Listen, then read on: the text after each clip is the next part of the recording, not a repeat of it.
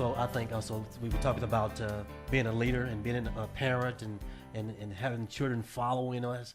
I think a lot of times, Sammy, we, just being a leader or being a parent is tough, and we don't want to accept that tough role, That's that right. we have as being a parent. It's not easy leading, because like you say, you are going to take those errors, you are going to take those pop shots. Tell me, okay, because you take errors, what else?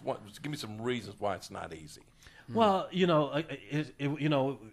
it's not easy because we're afraid. It's just easier because just to subjugate our position. Let someone else have the responsibility. Let somebody else take the role. Let somebody else take the shots. Well, in our nature could be that we don't want to be trailblazers. Well, let me refer that because of our flesh. Sometimes we want to shrink back, and I think about the ultimate person who shrank back. Satan in heaven wanted to be like God, and because he couldn't, there was the division, and now there was always going to be that division between man and God, because back when Adam shrank back from his leadership and caused us, our great-great-great-grandfather caused us to have this something inside of us that would always want us to shrink back from our natural position of spiritual leadership. There's a lot of things that I see. One of the things that I see, a reason for spiritual leadership is burnout. Absolutely. I have seen a lot of guys start well and finish poorly. You read in the scripture, a lot of people start well and finish poorly. And why is that? Why do they start well and finish poorly?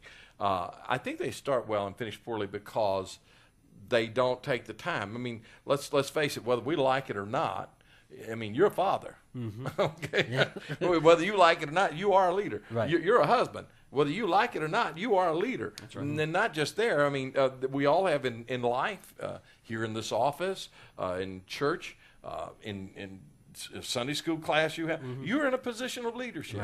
Right. Now, the only question is, what kind of leader That's right. are we going to be? Right. What kind of leader are you going to be? What kind of leader am I going to be? And we, and let's face it, none of us are going to ever be the kind of leader we ought to be. We're all going to fall short. I'm number one guy here, but I do want this. I want to be a leader who's following Christ and who's being renewed by Him, and I think it's critically important. And so in the end, I'm not so concerned about where a person is on the path as to where they end up on the path. That's right. Yeah.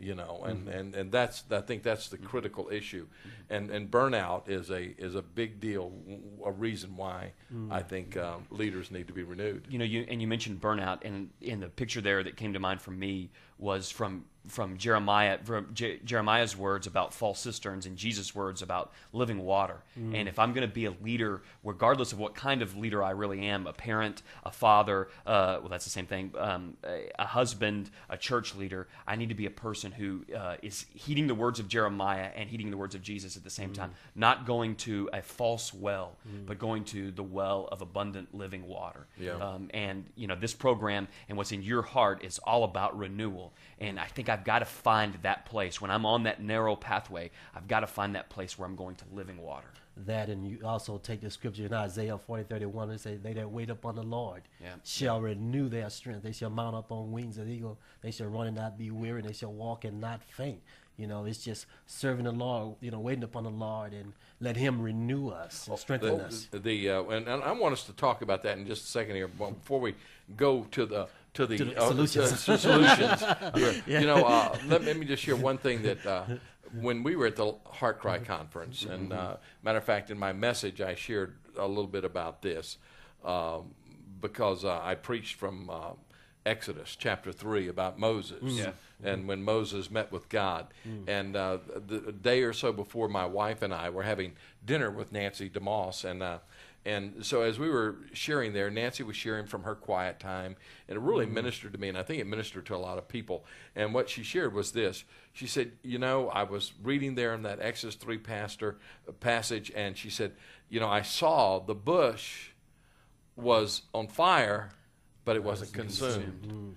It didn't burn out. It didn't burn up. And the reason it didn't burn up was God was in the bush. Yes. Now, and I shared that in my message, and I really think this is a key point. If God's in what you're doing, If you know that God's in it, you're not going to burn up. You're not going to burn out. There's going to be a sustaining fire. And so there's two kinds of fire in leadership. There's wildfire.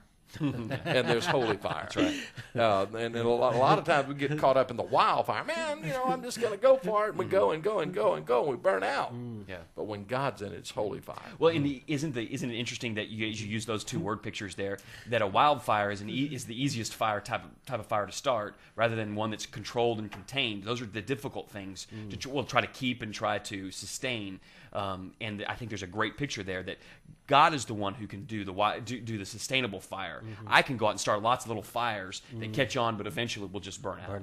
Yeah, and I think about the potter, and that whole illustration is whenever the clay is warmed, then it's moldable, and whenever it's cold, it's not moldable. And so we need our hearts warmed. We need our hearts warmed by God, and I need it. Are there some experiences that you've had over the 25 to 30 years of ministry, because you've seen a lot of the distractions, the things that could take you off that narrow path, or the darts, or the discouragement?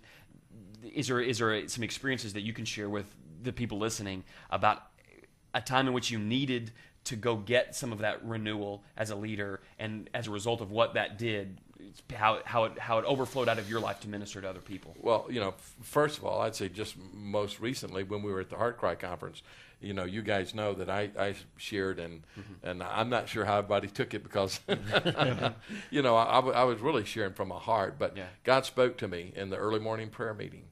I was weary, I was tired, and in the past 2 years I've been through it. I've been through the ringer, and man, I just tired and weary, and the Lord spoke to my heart, and from that scripture that you just quoted, Elliot, that He's the truth and every man's a liar. And that I was saying, oh Lord, all these things are happening to me. I'm exhausted I'm exhausted because I haven't been waiting upon Him. I haven't, just waited with Him. And I had to go back, and the Lord spoke to my heart that whenever I came back to San Antonio, I was to take, for that first week, three hours a day to spend alone with Him. And that seemed hard, but you know what? As I got to doing it, it wasn't nearly as hard, because I found that there was a lot of just dead, wasted time I had. I mean, it was just purely wasted. And I went and got refreshed. Now you say, what's the outward effect? Well, we're going to see next week. As I head out of the country next week. And you spoke on another message as well. You talked about another thing that gets us as leaders, and all of us really, is busyness. And that takes away from that time that we can spend waiting on God, because we're so busy with all these other things, that really not the priority things that God would like in our lives. And you want to speak on that note? Well, the busyness is, we get so busy. You can get busy in the work of God and miss the God of the work. That's right. But it's not just that. I'm just convinced American culture, it's more entertainment than anything. Or you get busy doing things that are good things, but they're not great things. They're not the best thing. And we going back to your saying the main thing. We get doing things, but not the main thing. And we've got to come back to that, where there's just a lot of stuff that we do that's unnecessary. I'll tell you what, on this stuff, what I found out when I said, 3 hours, man, where am I going to get 3 hours from? Well, I was already spending about 45 minutes a day with the Lord. But I said, okay, so I just extended my morning time to about an hour and a half. But then I went in the evening and I found, I can turn off that television and I can spend some time. And you know what? I didn't miss a thing. I did not miss a thing by doing that.